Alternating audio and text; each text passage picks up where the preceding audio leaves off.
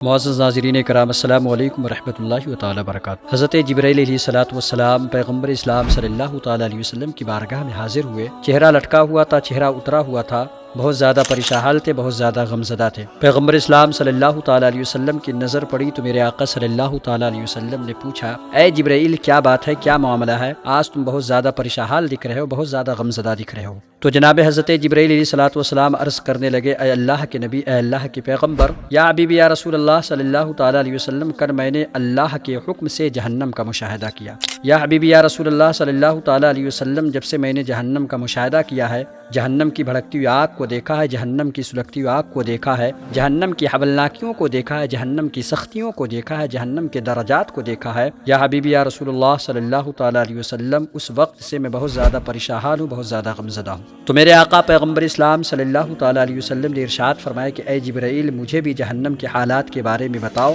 جہنم کے بارے میں بتاؤ، جہنم کی سختیوں کے بارے میں بتاؤ، جہنم کی حولناکیوں کے بارے میں بتاؤ، جہنم کے درجات کے بارے میں بتاؤ۔ تو حضرت جبرائیل علیہ الصلوۃ والسلام عرض کرنے لگے، یا حبیبی یا رسول اللہ صلی اللہ تعالیٰ علیہ وسلم، جہنم میں کل 7 درجے ہیں، 7 شعبے ہیں، 7 حصے ہیں۔ یا حبیبی یا رسول اللہ صلی اللہ تعالیٰ علیہ وسلم، ان 7 درجوں میں جو سب سے نچلا والا درجہ ہوگا، اس درجے میں اللہ رب العزت منافقوں کو رکھے گا، اور اس سے اوپر والے درجے میں یعنی 6ویں درجے میں اللہ رب العزت مشرکوں کو رکھے گا، اور اس سے اوپر والے درجے میں یعنی 5ویں درجے میں اللہ رب العزت سورج اور چاند کی پرستش کرنے والوں کو رکھے گا، یعنی ان لوگوں کو رکھے گا جو لوگ سورج اور چاند کو اپنا معبود سمجھتے ہیں، اپنا خدا سمجھتے ہیں، اس کی عبادت کرتے ہیں۔ اور اس سے اوپر والے درجے میں یعنی 4تھے درجے میں اللہ رب العزت آتش پرست کو رکھے گا، یعنی ان لوگوں کو رکھے گا جو لوگ آگ کی پوجا کرتے ہیں، آگ کی عبادت و ریاست کرتے ہیں، آگ کو اپنا معبود سمجھتے ہیں۔ اور اس سے اوپر والے درجے میں یعنی 3رے درجے میں اللہ رب العزت یہودیوں کو ڈالے گا، اور اس سے اوپر والے درجے میں یعنی 2رے درجے میں اللہ رب العزت عیسائیوں کو ڈالے گا۔ اتنا کہنے کے بعد حضرت جبرائیل علیہ الصلوۃ والسلام خاموش ہو گئے۔ تو میرے آقا پیغمبر اسلام صلی اللہ تعالیٰ علیہ وسلم نے ارشاد فرمایا، اے جبرائیل خاموش کیوں ہو گئے؟ اے جبرائیل، تم نے پہلے والے درجے کے بارے میں نہیں بتایا کہ اللہ رب العزت پہلے درجے میں کن لوگوں کو ڈالے گا، کن لوگوں کو رکھے گا؟ تو جناب حضرت جبرائیل علیہ الصلوۃ والسلام عرض کرنے لگے، اے اللہ کے نبی، اے اللہ کے پیغمبر،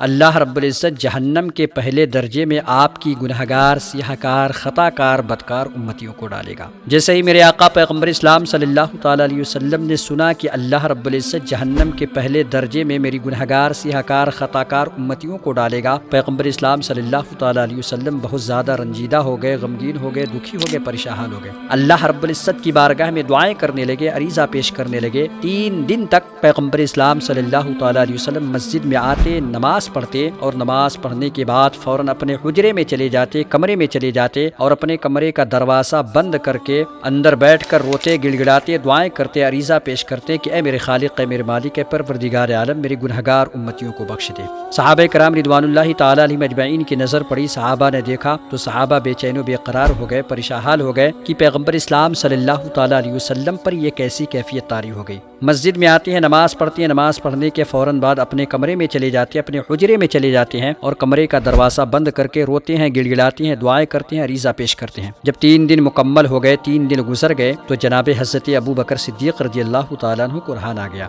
آپ نے دروازے پر دستک دی، سلام کیا، مگر آپ کے سلام کا کوئی جواب نہیں ملا۔ آپ روتے روتے حضرت عمر فاروق اعظم رضی اللہ تعالیٰ عنہ کی بارگاہ میں حاضر ہوئے۔ آپ نے پورا واقعہ جناب حضرت عمر فاروق اعظم رضی اللہ تعالیٰ عنہ کو بتایا، پوری داستان سنائی کہ 3 دن سے پیغمبر اسلام صلی اللہ تعالیٰ علیہ وسلم مسجد میں آتے ہیں، نماز پڑھتے ہیں، نماز پڑھنے کے بعد فوراً اپنے کمرے میں چلے جاتے ہیں، حجرے میں چلے جاتے ہیں، کمرے کا دروازہ بند کر کے روتے ہیں، گڑ گڑاتے ہیں، دعائیں کرتے ہیں، عریضہ پیش کرتے ہیں۔ تو جناب حضرت عمر فاروق اعظم رضی اللہ تعالیٰ عنہ نے دروازے پر دستک دی، سلام کیا، مگر سلام کا کوئی جواب نہ ملا۔ آپ نے 3 مرتبہ سلام کیا، مگر پھر بھی کوئی جواب نہ ملا۔ تو جناب حضرت عمر فاروق اعظم رضی اللہ تعالیٰ عنہ نے حضرت سلمان فارسی رضی اللہ تعالیٰ عنہ کو بھیجا۔ آپ نے بھی دروازے پر دستک دی، سلام کیا، مگر سلام کا کوئی جواب نہ ملا۔ تو جناب حضرت سلمان فارسی رضی اللہ تعالیٰ عنہ حضرت مولا علی شیر خدا کرم اللہ وجہ الکریم کے پاس گئے۔ آپ نے حضرت مولا علی کو پورا واقعہ بتایا، پوری داستان بتائی کہ 3 دن ہو گئے، پیغمبر اسلام صلی اللہ تعالیٰ علیہ وسلم مسجد میں آتے ہیں، نماز پڑھتے ہیں،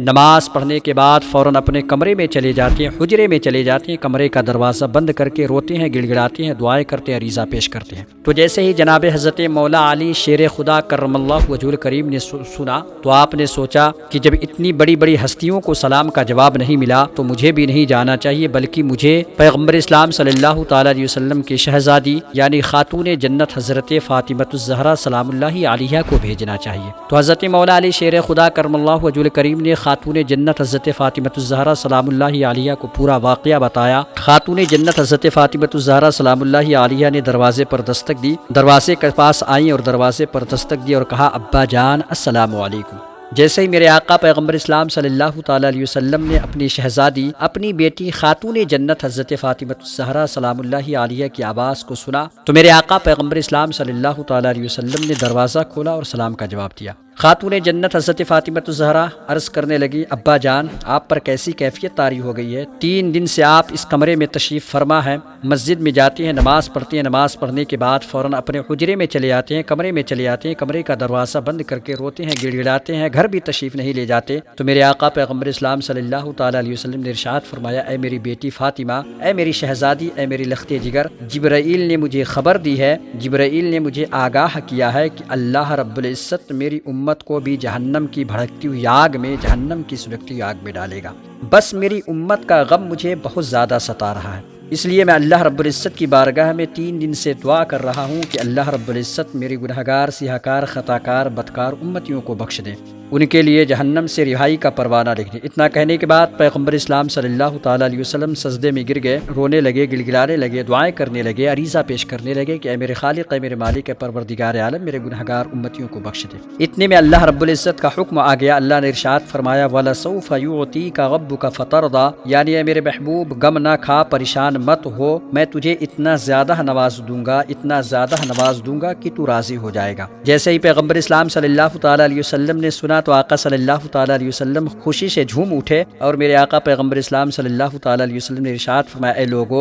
اللہ رب العزت نے مجھ سے وعدہ کر لیا ہے کہ اللہ رب العزت کل بروز قیامت میدان محشر میں میرے امتیوں کے معاملے میں مجھے خوب راضی کرے گا، اور میں اس وقت تک راضی نہیں ہوں گا جب تک کہ میرا آخری امتی بھی جنت میں نہ چلا جائے۔ معزز ناظرین کرام، ذرا دل پر ہاتھ رکھ کر سوچیں کہ پیغمبر اسلام صلی اللہ تعالیٰ علیہ وسلم ہم گنہگاروں، سیاہکاروں، خطاکاروں، بدکاروں کے لیے کتنا روتے تھے، کتنا گڑگڑاتے تھے، کتنا دعائیں کیا کرتے تھے، لیکن اس کے بدلے میں ہم نے پیغمبر اسلام صلی اللہ تعالیٰ علیہ وسلم کو کیا دیا؟ معزز ناظرین کرام، ایسی ویڈیوز دیکھنے کے لیے ہمارے اس چینل کو سبسکرائب کریں اور زیادہ سے زیادہ آگے شیئر کریں۔